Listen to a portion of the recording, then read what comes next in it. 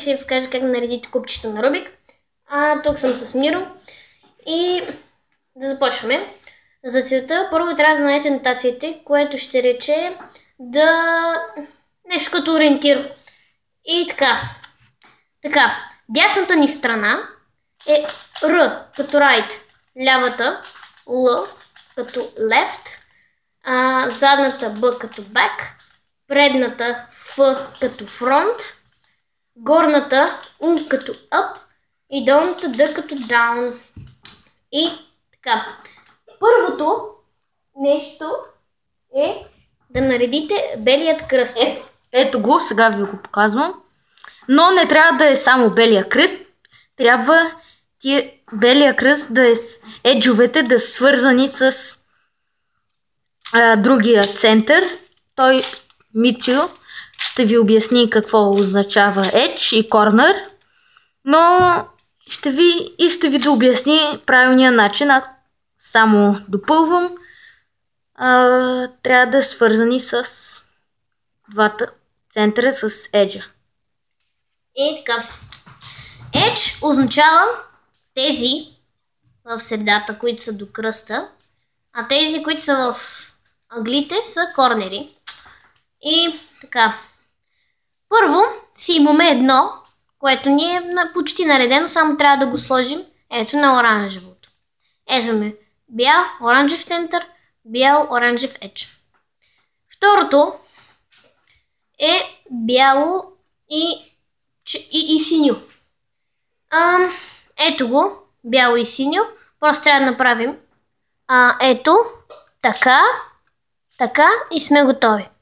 Само да вметна, че за белият кръст няма форми, просто вие трябва да помислите как да го направите. И ето, пак ми се е получило лесно. Ето го зелено и бяло. Ето го зелен и бял едж. Местим го тук. Дигаме и ето го. Така, ето го бяло и червено. Ето го бял и червен едж. За този случай има два начина, по който може да го качите. Първият е да го преместите, да свалите средата, да го върнете и да го качите. Вторият метод е да го направите така, да го качите и да върнете. Ето ни го и белият кръст. Следващото, което трябва да направим, са корнерите. Ето ги. Сега корнерите. Корнерите са и четирите. Това е Митко Митев ще ви обясни как да ги направите. И ето сега имаме търсим бяло, зелено, червено. Ето го, бяло, зелено и червено.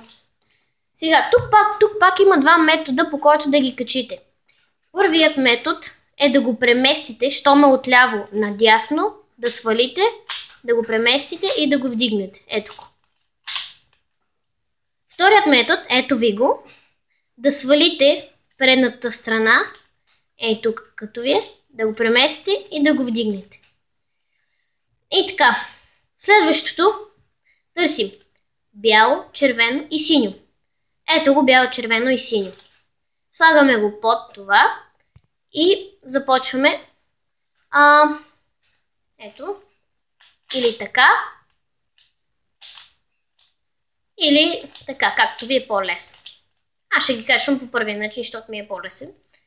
Добре, ето един специфичен случай, в който вие отдолу бялото трябва да е отгоре.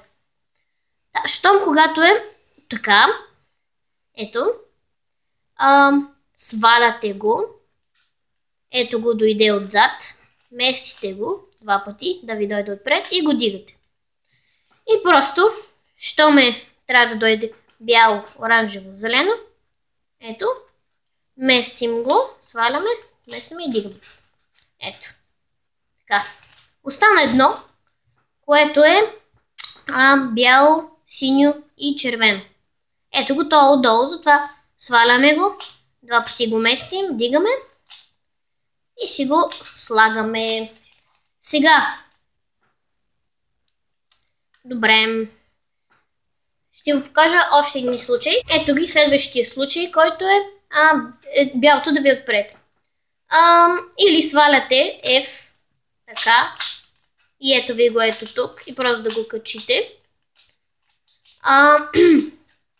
Или да го свалите, както ви е, да го преместите, така, тук, за да може като дигнете да ви е отдолу. И просто се го качвате.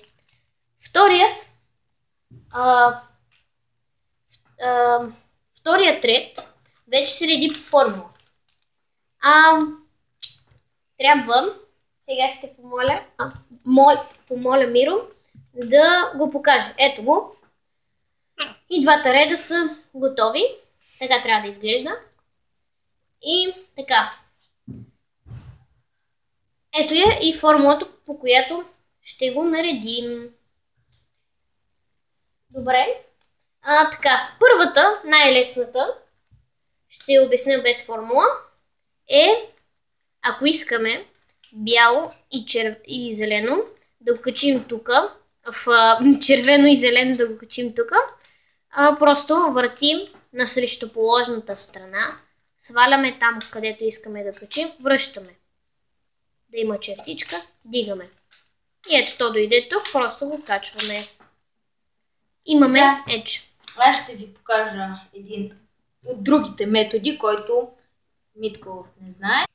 Но за разлика той го попълва това с Фридрих метод, който е по-лесен. Значи сега ще ви я покажа и ще ви я издиктувам. Сега моята тактика е D, L', D, L, D', F', D' и накрая F. И ето качихме го. Сега и последната формула, която аз знам, е D', R',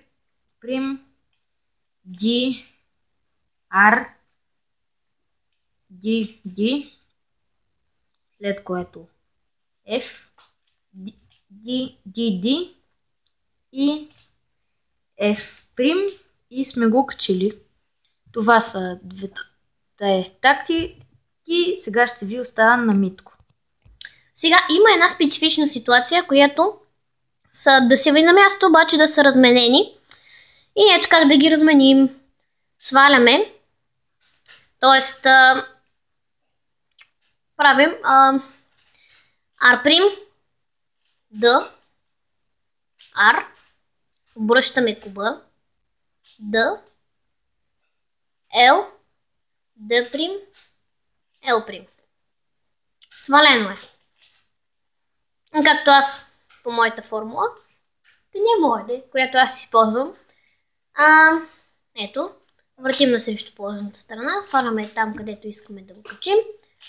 Връщаме си чертичката, дигаме, завъртваме куба и си го качваме. Ето ни го и втория ред е нареден. Сега следва белият кръст. Да, следва белият кръст. Жълтият кръст, да, бърках се, извинете. Жълтият кръст, той се реди по формула, която е, може би, най-лесната от целият куп. Трябва да ви се получи ето това, за да го наредите. Може да имате черта, някакви други шарки. Опа, изпуснах купчето, няма нищо. И ето сега Миро ще ви покаже какво трябва да стане. Ето, този е кръст. Трябва да се получи. Сега Митко ще ви покаже как. И така, формулата е много лесна. За целта трябва това да ви се получи. Ако не ви се получи, ако имате примерно черта, по продължението от чертата правите формулата. Тя е следната. Ф, У, Р, У', R',